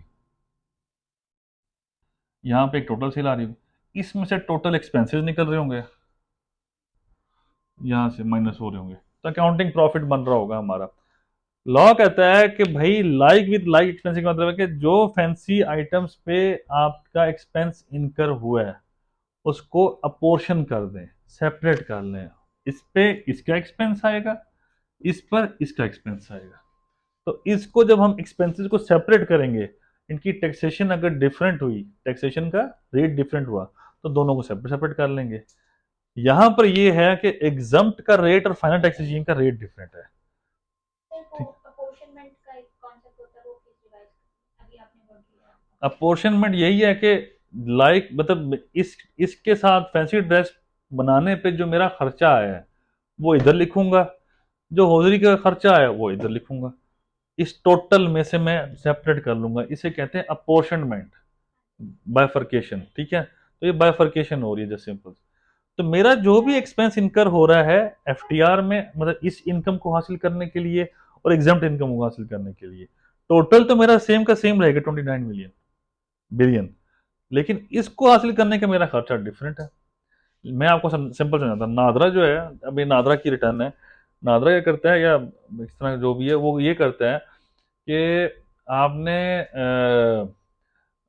बाहर के मुल्क जो वीज़ा बनते हैं, पासपोर्ट बनते हैं, आईडी कार्ड, ओवरसीज पाकिस्तानी को आईडी कार्ड जाते हैं, और इस तरह के काफ़ी काफ़ी तरह का ना उनका एक सॉफ्टवेयर होते हैं, काफ़ी डिफरेंट तरह के, जिसमें वेरिफिकेशंस होती हैं पाकिस्तानियों की। वहाँ पर वेरिफिकेशन के लिए इक्विपमेंट और सॉफ्टवेयर इंस्टॉल है।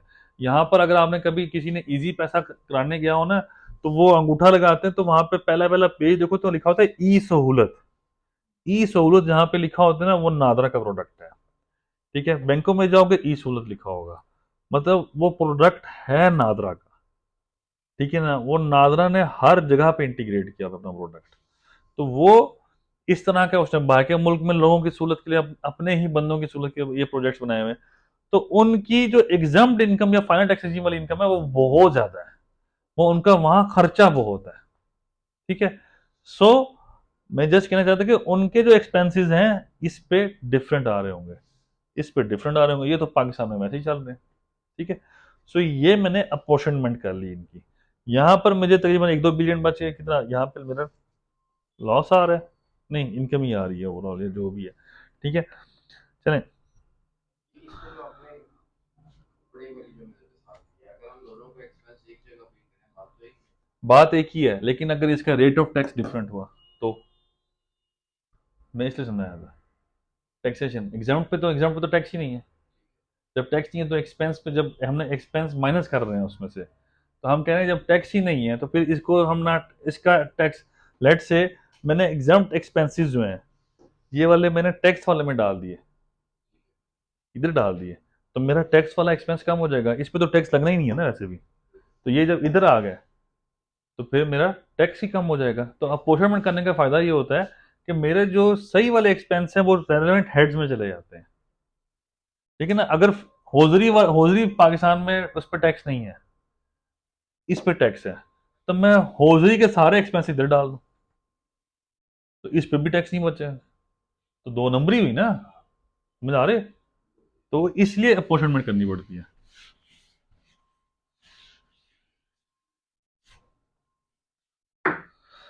अच्छा, ये एडवन फाइनेंशियल एक्सपेंसेस हैं जो इस तरह ब्रेकअप हुए हुए हैं, ठीक है।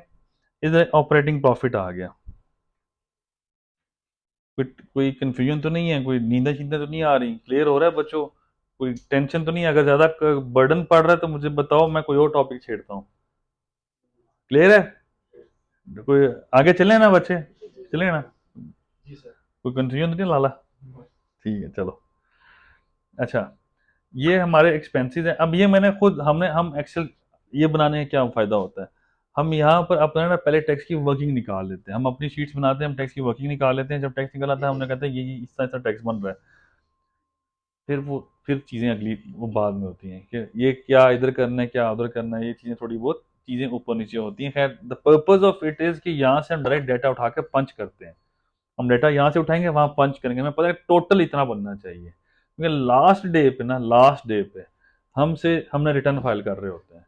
तो जब भी लास्ट डे पे कहानी आती है ना, तो उस दिन पोर्टल भी बंद हुआ होता है, पोर्टल भी नहीं चल रहा होता, रिटर्न भी नहीं फाइल हो रही होती, कुछ भी नहीं हो रहा होता, और हमारी वैसे जान निकली होती है कि अब पता नहीं कैसे फाइल करेंगे, कैसे फाइल करेंगे। सो हम ये पहले से तैयार कर लेते हैं, हमें पता, हमें हम एक जिसे कहते हैं ड्राफ्ट फाइनेंशियल आ जाते हैं, ड्राफ्ट फाइनेंशियल की बेसिस पे हम रिटर्न तैयार कर लेते हैं। उस रिटर्न को जब हमने पता होता है कि अभी फीड नहीं करनी, अभी टैक्स नहीं देना, क्योंकि हमने ओवरऑल इनिशियल स्टेज पे टैक्स नहीं दे रहे होते, जब तक हमें क्लियर ना हो जाए कि हमारा फाइनेंशियल्स, ऑडिटेड फाइनेंशियल्स नहीं बन जाते, कंप्लीट हमारा काम नहीं हो जाता। तो इनका थोड़ा सा बाजू का डिले होता है, गवर्नमेंट एंटिटी है थोड़ा सा, तो एक मसला होता है। खैर, ये ऑपरेटिंग प्रॉफिट बच्चों, ये वो है, ये ठीक है। ये मैंने आपको क्या सिंपल समझाया था, ऑपरेटिंग प्रॉफिट पे क्या लगता है, क्या लगता है बच्चों?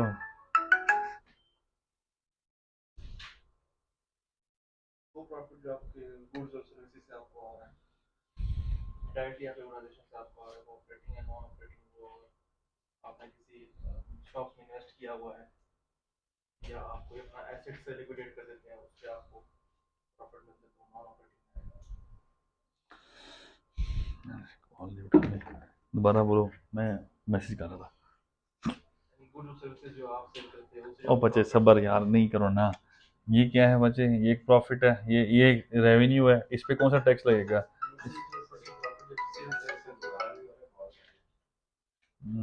वो कुछ क्लाइंटों की कॉल नहीं उठानी पड़ती, वो पैसे नहीं देते यार। वो कहते हैं जब पैसे देगा तो करेंगे काम। अच्छा, इस पे कौन सा टैक्स है? रेवेन्यू पे मिनिमम टैक्स, इस पे सिंपल। मैं ये कहना चाह रहा हूँ ऑपरेटिंग प्रॉफिट क्या है, ये है। अब मैं थोड़ा नीचे जाता हूँ बच्चों, जस्ट फॉर अंडरस्टैंडिंग आप लोगों की।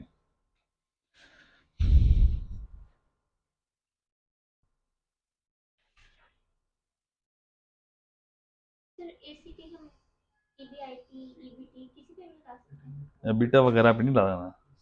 तो ये एफबीआर की वर्किंग नहीं, कोई उधर से नहीं करना आपने कंपेयर, अकाउंटिंग वाला नहीं करना बच्चे। डेप्रिसिएशन से, इन एडमिजिबल डिडक्शन से पहले पहले आपने जो भी आपका प्रॉफिट निकला है बस उस पे लगाना है, सिंपल।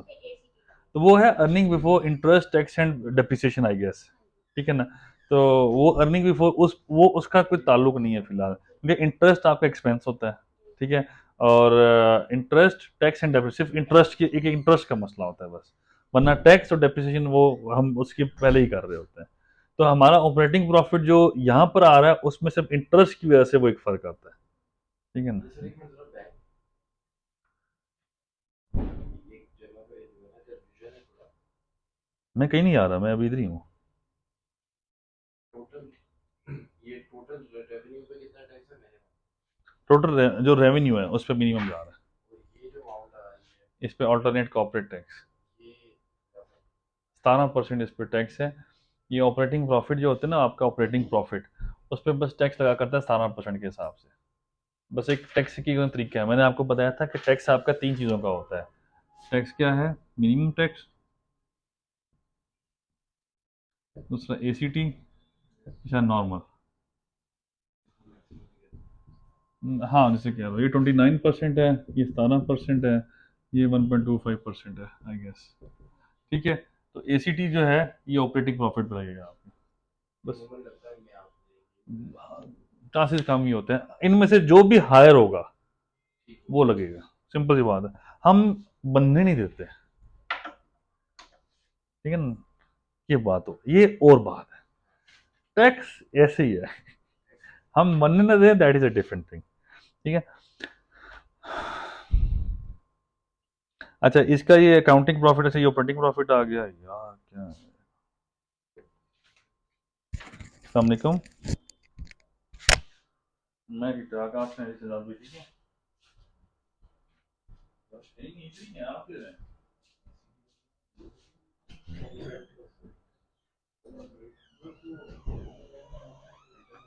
नेट प्रॉफिट का नाम ही आता है ना, तो इसमें नहीं है तो ऑपरेटिंग प्रॉफिट 18%।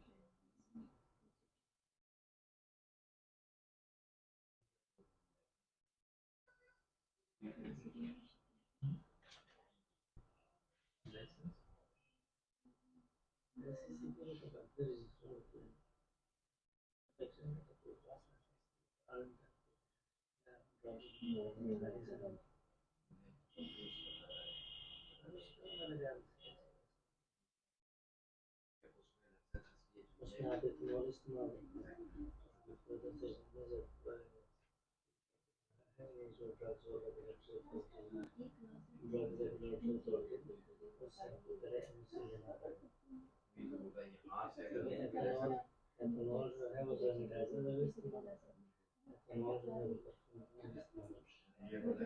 आपका और इसको आपने साल के एंड में सदी में सर कराची में होटल मार्केट लीगल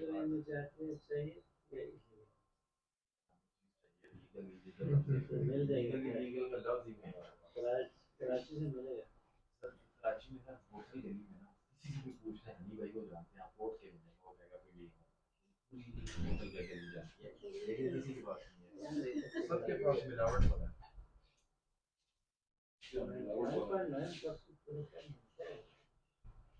परफ्यूमों पे चल रहे हो यार, कहानियां परफ्यूमों में चल पड़ी, उधर ढूंढ रहे हैं।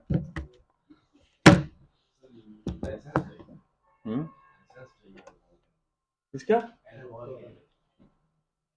यार आप लोगों को वैसे मिल जाता नहीं, वो अल्कोहल ओवर होता है वो अच्छा वो और होता है, वो और ये तो ड्रैप से लेना पड़ेगा ना, मैं कहाँ से, ड्रग रेगुलेटरी अथॉरिटी ड्रैप देगा आपको। उससे उससे मैंने किया था तो उसमें मुझे कहा था 36 लाख अच्छा जबकि एक्चुअल फीस लाख भी नहीं है हाँ इतनी है, मतलब इसमें ये होता है कि 70,000 की 80,000 फीस है उसकी, फिर स्टोरेज भी दिखानी पड़ती है सारा कुछ, फिर कोल्ड स्टोरेज होता है आपका, कोल्ड स्टोरेज चाहिए, कोल्ड स्टोरेज लाजमी होता है उसमें। फायर एक्सटिंग्विशर और वो सारा 36 लाख तो उसने मांगा है, वो फिर 36 लाख लेने के बाद भी रिजेक्ट करेगा, लेकिन ये है नहीं आपके पास। सिविल डिफेंस से भी इनको लेना पड़ेगा। हाँ 3-4 जगह एनओसी लेनी पड़ती है, ये है। अच्छा इधर आते हैं, लेकिन अगर मैन्युफैक्चरिंग का वो अगर काम भी होगा इशू कहाँ पे क्योंकि अभी यहाँ पे मार्केट में जितने भी बड़े फेमस पेपर्स हैं ये सेंटर स्टोरेज वाले हैं लाइसेंस की बात तो उन देते रहते हैं ना मंथली, वो पुलिस वालों को देते रहते हैं ना लोग पैसे। हाँ भी दिया करो, फिर इस तरह काम चला करेगा। बस फिर लाला वो तो जाहिर सी बात है। अच्छा चलें आगे चलते हैं, मैं थोड़ा सा ये करते हैं फिर डिस्कस करते हैं। अच्छा ये आ गया हमारा। इसके अलावा क्या, अच्छा इस पे ना ये मैंने गलत हो गया थोड़ा सा मुझसे, ऑपरेटिंग प्रॉफिट डाल दिए, ये है अकाउंटिंग प्रॉफिट ना, क्योंकि इसकी मैंने ये देखी अदर इनकम भी आ रही है ये। तो नीला किधर गया ये, इसके ना अकाउंटिंग प्रॉफिट ये आ रहा है। ठीक है, अदर इनकम में सारा कुछ करने के बाद इसको फिलहाल इम्पेयरमेंट वाले वर्ड को ना छोड़ दें। ठीक है, ये आपको कंफ्यूज करेगा। यार अदर इनकम आने के बाद ना टोटल जो उसकी आ गई है कि total sales minus expenses plus other income, क्या बच गया उसके पास, जो चीज़ बची है उसके बाद डेप्रिसिएशन और इनएडमिसिबल और एडमिसिबल रिडक्शंस के अलावा जितना भी उसके पास है टोटल इतना आ गया, 12 बिलियन का उसका आ गया टोटल। तो ये उसकी बाइफर्केशन आ रही है एनटीआर इंक्लूडिंग, मतलब एनटीआर में उसकी इतनी अमाउंट जा रही है और एग्जाम में उसकी इतनी अमाउंट जा रही है। तो ये टोटल उसकी बाइफर्केशन चलती जा रही है, यही चलती जाएगी आगे। अब नॉर्मल टैक्स रिजीम, ये वाला नॉर्मल एनटीआर, ठीक है ना। सो इसको इस तरह लेके चलेंगे आप। अब इसके बाद क्या है, यहां तक कंफ्यूजन तो नहीं है बच्चे, यहां तक क्लियर है ना। इसके बाद क्या है, इसके बाद डेप्रिसिएशन का इम्पैक्ट है, मैं आपको दिखाता हूँ। इन एडमिसिबल एक्सपेंसेस, फिलहाल ये देखें आप, depreciation on own asset, accounting depreciation right of use, different तरह के इनके एसेट्स से, अमोर्टाइजेशन आ गई, लीज लाइबिलिटीज को छोड़ दें, ये कंफ्यूज करेगा आपको। बेसिकली फिर जितने भी डेप्रिसिएशन वाले एलिमेंट्स, अमोर्टाइजेशन वाले एलिमेंट्स, ग्रेचुइटी प्रोविजन वाले एलिमेंट्स, वो सारे के सारे जब निकल जाएंगे, ये हमने क्या किए हैं, इन एडमिसिबल किए हैं। ठीक है, टोटल एक्सपेंसेस जो भी हैं ये सारे जब निकल गए हैं, इसके बाद क्या किया, फिर हमने जो एक्सपेंसेस अलाउेबल थे, जो एज पर लॉ हमें अलाउ हो रहे थे, हमने वो डाल दिए। हमारे पास टोटल एक आ गया, ये देखिए इनकम आ गई, ये आ गया टैक्सेबल प्रॉफिट। ठीक है, इसको अगर हम बाइफरकेट करें तो इतना आ रहा है, ये हमारा अब टैक्सेबल प्रॉफिट निकल आया। ऑल्दो वो मैं सिंपल वर्किंग करता आ रहा था, सेल्स लेस एक्सपेंसेस, एक्सपेंसेस में। अच्छा एक चीज़ में मैंने शायद उस दिन भी गलत की थी, आज फिर गलत कर गया हूँ जहाँ तक मुझे याद है। इनएडमिसिबल निकाल देंगे फिर उसके बाद एडमिसिबल ऐड करेंगे। अच्छा सेल्स मैडम बड़ा बड़ा कर रहा हूँ, ठीक है ना, लेस एक्सपेंसिव,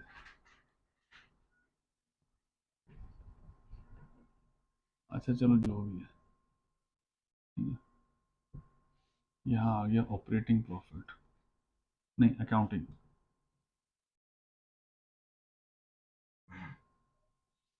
एक अमाउंट आ जाएगी बच्चे, इस पे लगेगा एसीटी,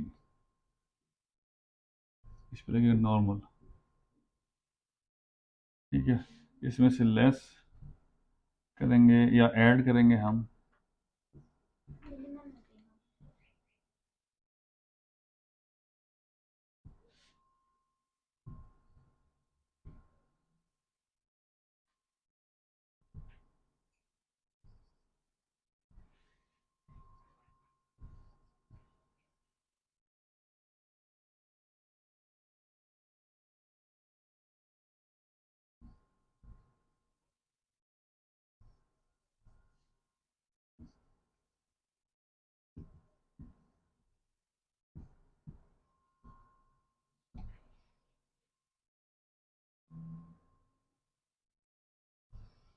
ठीक है।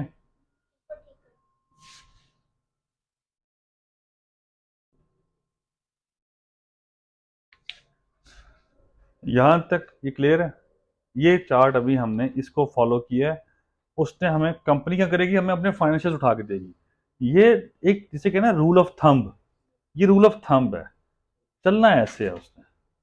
ठीक है, मतलब ये पक्का रूल है, इस ये चेंज नहीं हो सकता। अब यहाँ पर क्या है, मिनिमम आ गया अल्टरनेट कॉर्पोरेट नॉर्मल टैक्स, इसकी फिर हमने टैक्सेशन देख लेनी है। तो यहाँ तक अभी मैं करता हूँ, कल टैक्सेशन में चले जाएंगे आगे। ठीक है, अब इसमें से फिर हमने टैक्स कैलकुलेट करेंगे, हर किसी का एक डिफरेंट टैक्स निकलेगा, हर किसी का एक डिफरेंट टैक्स निकलेगा। तो जो भी हायर होगा इन तीनों में से, जो भी इन तीनों में से हायर होगा, हमने वो पे करना है। ठीक है, वो हो जाएगी टैक्स लायबिलिटी। ये वाला, ये अकाउंटिंग है यार, बस ठीक है, अकाउंटिंग है, ठीक है। फिर वो आ जाएगी हमारी, यहाँ पर क्या आएगा, टैक्स लायबिलिटी, ये आ जाएगा इतनी अमाउंट, सर्टेन अमाउंट। फिर इसमें आएगा टैक्स ऑलरेडी पेड, हम वो निकालेंगे। अब टैक्स ऑलरेडी पेड कौन कौन से हैं बच्चों, 153 अभी पड़ा है, 152 भी होगा, 147 से लेके 156 तक, ठीक है ना। जितने भी टैक्सेस हैं वो सारे इसमें से निकलेंगे। तो जो ये वाली अमाउंट निकलेंगी ना बच्चों, ये आएगी टैक्स पेएबल।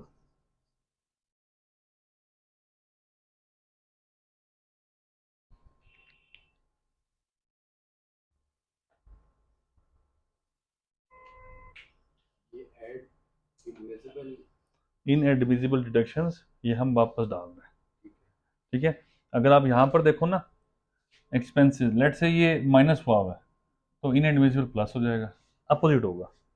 इन एडमिजिबल अपोजिट होगा, एक्सपेंसेस माइनस होते हैं, ये तो क्लियर है, रूल ऑफ थंब है। इन एडमिजिबल क्या होगा, एड बैक हो जाएगा, इसे कहते हैं एड बैक। तो जैसे स्टार्टिंग में आपने बताया था कि सेल्स के बाद पहले सारे एक्सपेंसेस को लेस करते हैं ना, हाँ उसके बाद चेक करना है कि हाँ इनएडमिसिबल बिल्कुल है, एग्जैक्टली, ये वो वाले एक्सपेंसेस। ये वो वाले हैं, ये दोनों वही वाले हैं, ये दोनों के दोनों, ये एज पर लॉ है। लॉ का मतलब है कि लॉ कहता है कि भाई ये आप काट दो फौरन से पहले। फिर अगर ये जो निकाल दी, इसमें से कोई ऐसा एक्सपेंस है जिसका रेट डिफरेंस की वजह से एडमिजिबल बनता है, जैसे डेप्रिसिएशन, अमोर्टाइजेशन, एक्चुअल लॉसेस की वजह से, एक्चुअल रिपोर्ट की वजह से, प्रोविजंस, तो जो भी उस, तो वो एडमिजिबल में डाल दो वापस। यहाँ से निकाले, यहाँ से अमाउंट कुछ और निकलेगी, यहाँ पर टैक्स वाली अमाउंट आएगी, ठीक है बच्चों, ये आ जाएगी टैक्स पेएबल।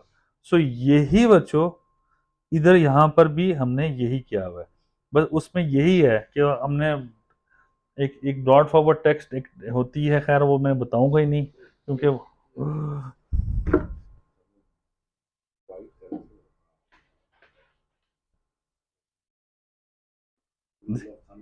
रहना चाहिए। अच्छा बस मैंने एक चीज नोट की है, सारी बातें आपने उसी को बताई हैं, वो बताती है स्टार्ट में आपने बताया था, उससे हम कहाँ थे? आधे से ज्यादा तो क्लासेस आपने नहीं की। सबको बताइए यार, तुम अगर नहीं है तो, या फिर कोई आगे पीछे हुआ बच्चे तो इससे तो हम नहीं कह नहीं सकते। असल में वो स्टार्ट में थी, सर आपने स्टार्ट में बताया। वो याद है ना सर बच्चों ये को, तुझे रिकॉर्डिंग याद भी ही है नहीं ना, होता। हाँ ये रिकॉर्डिंग में भी है। रिकॉर्डिंग्स है ना, ठीक है ना।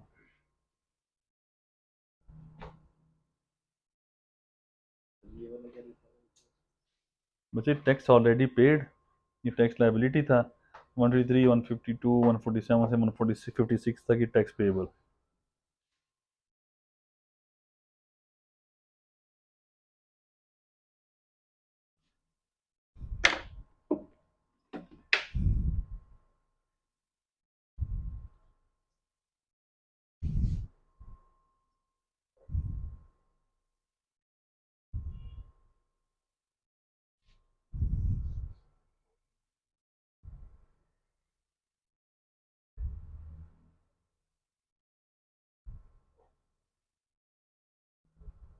ठीक है सर।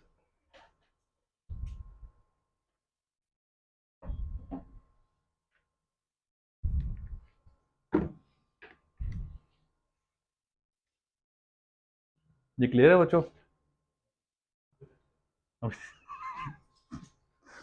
अच्छा अच्छा, सिंपल थोड़ा सा बता देता हूँ, ये बस देखो, मैं तुम्हें,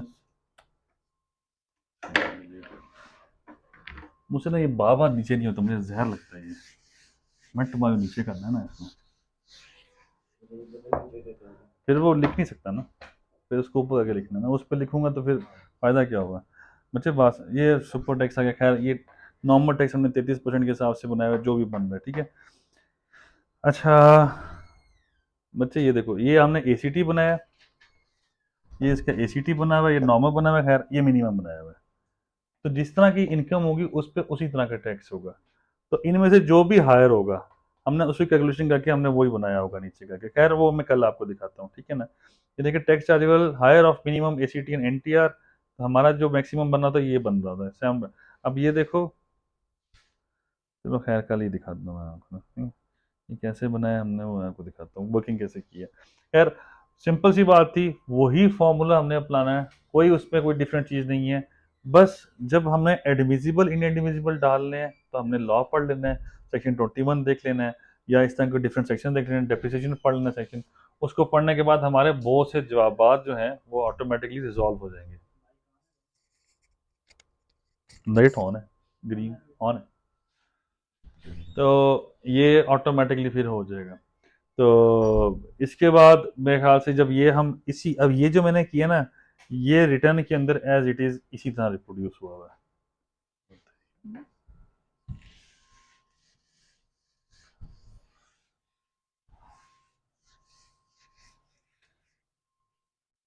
रिटर्न में कुछ चीज़ें ज़्यादा आ रही थी, ठीक है।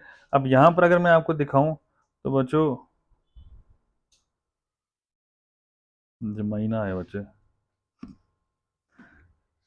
ये एडमिन और फाइनेंशियल एक्सपेंसेस है जो कि इतनी अमाउंट के बने हुए थे।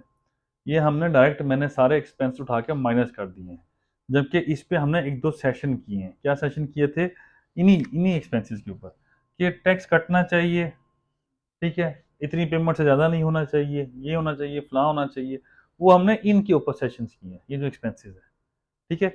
इनकी नेच अगर इसकी एडमिजिबिलिटी को हम अभी, मैंने बताया था रिटर्न के टाइम पे हमने देखना ही नहीं है।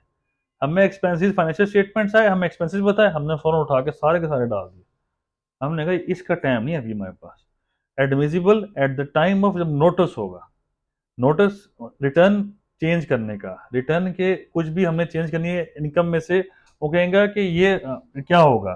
अब हमारा टर्नओवर इतना आया हुआ है, वो जो प्रॉफिट जो ये आ गया, अकाउंटिंग प्रॉफिट आ गया, और जो टैक्सेबल प्रॉफिट है, लेट से कि कितना आया था, 7.7 आया हुआ था, कितना आया हुआ था, ये आ गया टैक्सेबल प्रॉफिट 12 बिलियन, ये है, ये 3.7 बिलियन आ रहा है जो भी है, एनटीआर इंक्लूडिंग जो भी है, ये वाला हमारा इतना प्रॉफिट आ रहा है, ठीक है बच्चों। अब इतना प्रॉफिट कैसे आया है? ये एक्सपेंसेस माइनस हुए हैं जब, सिंपल सी बात है। अब मैं ये कह रहा हूँ कि ये जो एक्सपेंसेस हैं वो क्या कहेगा कि एफबीआई क्या कहता है? एफबीआई कहता है भाई ये तो आपने इस पर टैक्स नहीं काटा, रिटर्न के बाद, रिटर्न फाइल होने के बाद वो कहेगा एक्सपेंस नहीं, टैक्स नहीं काटा, मैं मानते नहीं आपका एक्सपेंस, ये सारा का सारा एक्सपेंस आपका इनएडमिसिबल एक्सपेंस। वो हमारे इन एक्सपेंसेस को इनएडमिसिबल बनाता जाएगा जो कि हमारी नज़र में एडमिसिबल हैं। तो जब ये जीरो होते जाएंगे तो आप खुद देखें, एक्सपेंसेस जब ये कुछ भी नहीं होगा तो आपका प्रॉफिट बढ़ नहीं जाएगा, ठीक है। उसने एक्सपेंस हमारा जीरो कर देना है, हमारा इनएडमिसिबल बना देना है, मतलब नॉट अलाउड एक्सपेंस उसने करना है। जब ये होगा सिनेरियो तो हमारा प्रॉफिट ऑटोमेटिकली बढ़ना शुरू हो जाएगा। तो ये जो कहानी जो हमने की है, ये आफ्टर द रिटर्न जब असेसमेंट्स होंगी, जब वो नोटिस करेंगे तो उसके ऊपर ही चलेगा। बट अभी रिटर्न के टाइम पे बिजनेस इनकम को रिकॉर्ड कैसे करना है, तो दिस वाज अ सेशन, और कुछ नहीं है इसके अंदर। रूल ऑफ थंब सिंपल सा है, वही चीज याद रखनी है, कैसे लेके चलना है। हमने सेल्स लेस एक्सपेंसेस, अब रिटर्न में क्या है, रिटर्न में रेवेन्यू बुक कर लिया, रेवेन्यू के बाद क्या आ गया, ये हमारा अदर इनकम आ गई, जो अदर इनकम्स आ रही हैं, ये आपके management administrative selling and financial expenses आ गए, ठीक है, सारे हमने डाल दिए। अब ये हमारे एक्सपेंसेस चल रहे हैं फिलहाल, ठीक है। इस एक्सपेंसेस के बाद ये इनएडमिसिबल एक्सपेंसेस आ गए, ठीक है, एक्सपेंसेस रिकॉर्ड कर लिए, एक्सपेंसेस के बाद इनएडमिसिबल, इनएडमिसिबल आ गया, इसके बाद एडमिसिबल आ जाएंगे ये, ठीक है। हमने वो जो एक्सपेंसेस थे एडमिसिबल जो मैंने उधर बनाए हुए थे वो सारे के सारे आ गए। इसके अंदर आगे जाके फिर हमारा जो आएगा, अब ये इसकी बैलेंस शीट है। यहाँ तक ना बच्चों, यहाँ तक चीज़ें काफ़ी ख़त्म हो जाती हैं, लेकिन रिटर्न के अंदर फॉर्मेट बिजनेस का और इंडिविजुअल का, एओपी का एक ही फॉर्मेट है। तो दैट्स वाई इसको हम यहाँ पे रिप्रेजेंटेशन डिफरेंट है, बट वहाँ पर कहानी ख़त्म। अब आगे टैक्स की कहानी आएगी। इसके बाद ये मैं कल दिखा दूंगा बच्चों, वो ये मत समझो कि अभी मैं मुका रहा हूँ या जो भी है, ठीक है। आपकी बैलेंस शीट आ गई, एसेट्स लाइबिलिटीज आ गया, ये सारे आपके एसेट्स एंड लाइबिलिटीज आते जा रहे हैं, ठीक है। यहाँ से ना फिर कहानी शुरू होती है 147 से लेके 156, 230 से लेके 236,